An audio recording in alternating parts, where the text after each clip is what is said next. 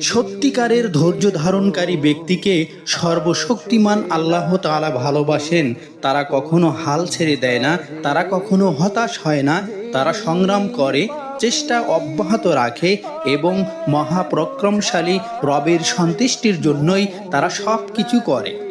একটি কৃতজ্ঞ হৃদয়ের আবাদ করুন। যখনই আপনি তা করবেন তখন সব কঠিন পরিস্থিতি সহজ হয়ে যাবে। আপনার সমস্ত চাপ স্বস্তিতে রূপান্তর হবে ইনশাআল্লাহ। প্রতিটি নতুন দিন একটি পরীক্ষা, একে শান্তভাবে মোকাবেলা করুন। মনে রাখুন, আপনি পারফেক্ট নন, তাই আপনি যেসব পরিস্থিতি মোকাবেলা করবেন তাতে যেন রাগ প্রভাব বিস্তার না করে। যখন আপনি আপনার রাগ নিয়ন্ত্রণ করেন তখন আপনি সর্বশক্তিমানের সন্তুষ্টি অর্জন করেন। এটি আপনার চরিত্রের দৃঢ়তার একটি পরীক্ষা। এটি সম্পর্কে সচেতন থাকুন যেন পরবর্তীতে অনুশোচনা করতে না হয়। আপনার জীবনের পরীক্ষাগুলো যেন আপনাকে ভেঙে না ফেলে কিংবা তিক্ত না করে তোলে।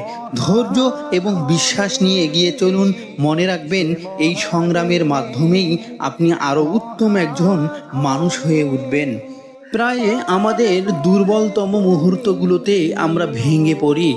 মনে হয় সর্বশক্তিমান আমাদের ছেড়ে দিয়েছেন। আফসোস, আমরা যদি শুধু অন্ধকার মেঘ অতিক্রম করে এগিয়ে যেতাম তবে দেখতে পেতাম সূর্য তার আপন বৈশিষ্ট্যে হাঁটছে।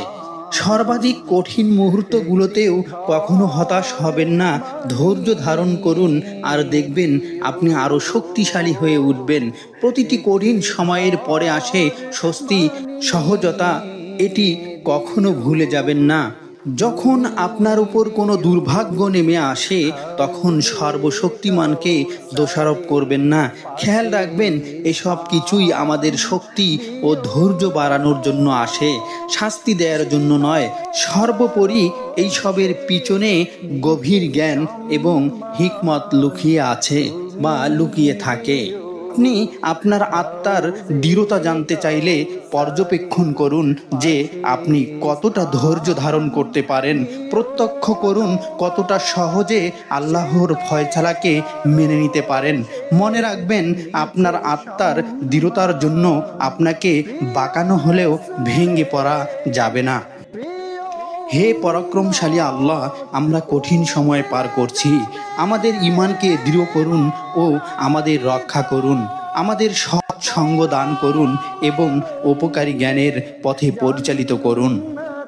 কষ্টকে দুর্বলতার প্রতীক মনে করবেন না। প্রকৃতপক্ষে কষ্ট দুর্বলতার কারণ নয়, বরং এটি জীবনকে গভীরভাবে উপলব্ধি করানোর একটি মাধ্যম। তাই যখন কষ্ট আপনাকে নিচে টেনে নামাতে চায় তখন মনে রাখবেন, আল্লাহ সর্বদা আপনার সঙ্গে আছেন।